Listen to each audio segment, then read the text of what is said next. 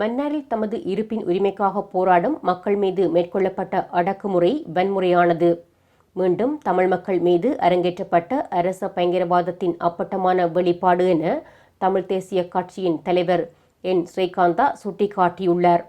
மன்னார் காற்றலை மின் உற்பத்தி திட்டத்திற்கு எதிரான அந்த மாவட்ட மக்களது உண்மையான நீதியான போராட்டத்தை அரசு ஏற்றுக்கொள்ளவில்லை என்றால் அது சட்டவிரோதமானது. அதில் ஈடுபட்ட மக்களை சட்ட ரீதியாக கைது செய்திருக்க வேண்டும். ஆனால் அவர்களை தாக்குவதற்கும் காயங்களை ஏற்படுத்துவதற்கும் அரசுக்கு எந்த அதிகாரமும் இல்லை. அரசுக்கு எதிராக ஜனநாயக ரீதியான போராட்டங்கள் பெருமளவில் பரந்து விரிவடையும் போது அரசு அவை தொடர்பில் எத்தகைய அணுகுமுறையை கையாளும் என்பதற்கு ஒரு எடுத்துக்காட்டாகவே இதனை நாங்கள் கருதுகின்றோம் என தெரிவித்த தமிழ் தேசிய கட்சியின் தலைவர் என்.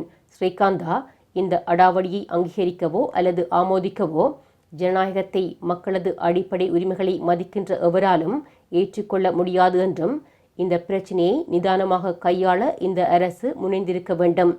அரசாங்கம் இந்த போராட்டத்தில் ஈடுபட்ட மக்களின் பிரதிநிதிகளை அழைத்து பேசி தன்னுடைய நிலைப்பாட்டில் கூட அவர்களுக்கு எடுத்துரைத்து ஒரு நிதானமாக தீர்வுக்கு வர முடியும் என்றும் தனது ஆதங்கத்தை பதிவு செய்திருந்தமை குறிப்பிடத்தக்கது.